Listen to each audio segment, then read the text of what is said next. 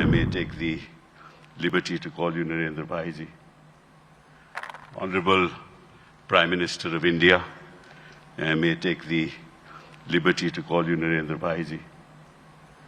Distinguished dignitaries present here, I feel honored and privileged to be present here at the National Conference of the District Judiciary to mark the 75th year of the establishment of the Supreme Court of India.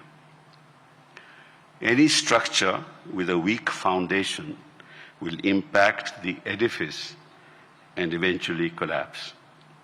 The justice delivery system at the foundation of the judicial structure needs to be strengthened both in terms of quantity and quality of manpower and infrastructure. Our trial court and district and session courts need to be empowered to deliver justice without fear and favor, unless people at the bottom of the pyramid have the ability to withstand the pressure the superstructure of the polity will not be able to deliver.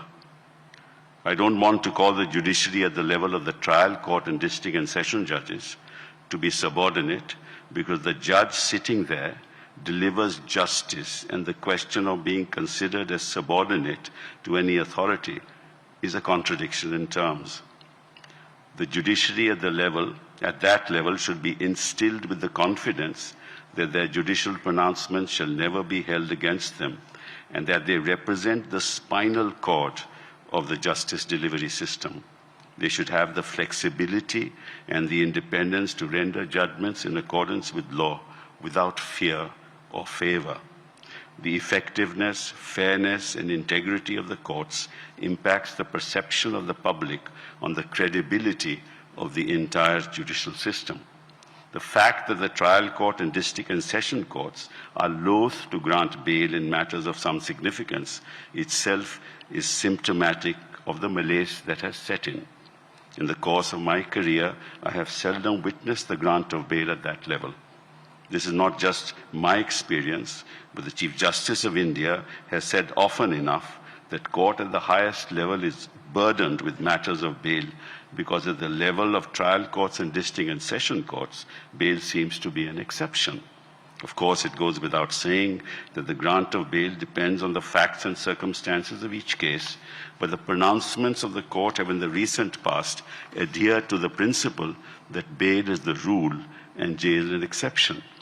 We've seen trends harking back to the law laid down in Gurbaksh Singh Sibia, wherein this principle has been enunciated and has now been reiterated by the Supreme Court of India in several recent judgments, even in relation to special acts which require stringent twin conditions.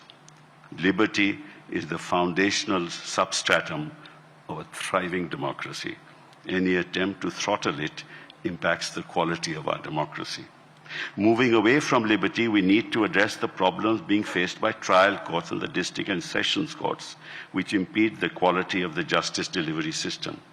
The judge population ratio in India is abysmally low, 21 judges to a million population, as compared to over 100, and in Europe over 200 judges to a million population. Therefore, the roster at the level of the trial and district and session courts is overburdened on a daily basis, which impacts not just the justice delivery system, but lives of millions who are waiting for justice to be delivered. They come to court day in and day out for their matters to be heard expeditiously and fairly. However, in the absence of quick disposals, they have to wait for years, which impacts them both economically and mentally. The court cannot even imagine the mental agony and the economic consequences of these kind of delays. If you like this video, then like, share and subscribe to ET Now.